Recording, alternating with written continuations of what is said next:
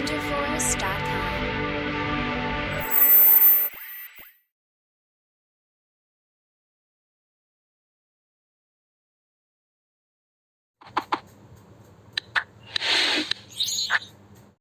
Hi students, welcome to విజ్కెమ్ Telugu YouTube channel. ఈరోజు మనము ఎయిమ్స్ మంగళగిరి ఏదైతే మనకున్న ఎయిమ్స్లలో 10th ర్యాంకింగ్ అయితే ఎయిమ్స్ మంగళగిరికి ఉంది. సో దీని కౌన్సిలింగ్ మనకు ఆల్ ఇండియా కౌన్సిలింగ్ ద్వారా జరుగుతుంది. స్టేట్ కౌన్సిలింగ్లో ఇలా ఉండదు. దీంట్లో సీట్స్ అయితే నింపడం జరగదు.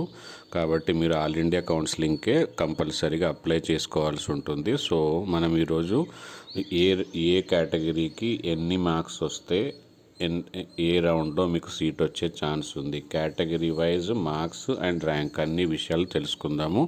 సో ఇలాంటి మంచి విషయాలు మీకు ఇమీడియట్గా తెలుసుకోవాలంటే మన ఛానల్ సబ్స్క్రైబ్ చేసుకోండి. అలాగే మీ క్లాస్మేట్స్ అందరికీ ఈ వీడియోని ఫార్వర్డ్ చేయండి. దానివల్ల వాళ్ళకు కూడా అవేర్నెస్ పెరుగుతుంది.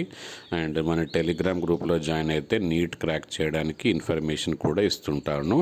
కాబట్టి ఖచ్చితంగా టెలిగ్రామ్ గ్రూప్లో అయితే జాయిన్ అవ్వండి. So coming to the topic. So ఇలా జనరల్, తర్వాత ఓబీసీ, తర్వాత ఈడబ్ల్యూఎస్, ఎస్సీ, ఎస్టీ ఈ అన్ని కేటగిరీస్కి మనకు రౌండ్ 1లో ఎన్ని మార్క్స్కి ఎంత ర్యాంక్కి, రౌండ్ 2లో ఎన్ని మార్క్స్కి ఎంత రౌండ్కి, రౌండ్ 3లో ఎన్ని మార్క్స్కి ఎంత రౌండ్కి ఒకసారి చూపిస్తాను. ఒకసారి చెక్ చేసుకోండి.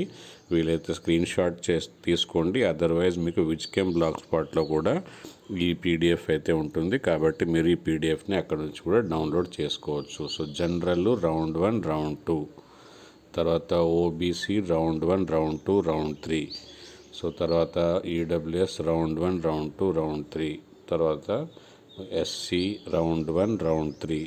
So ST round 1, round 3. So ఇవి దీని విశేషాలు.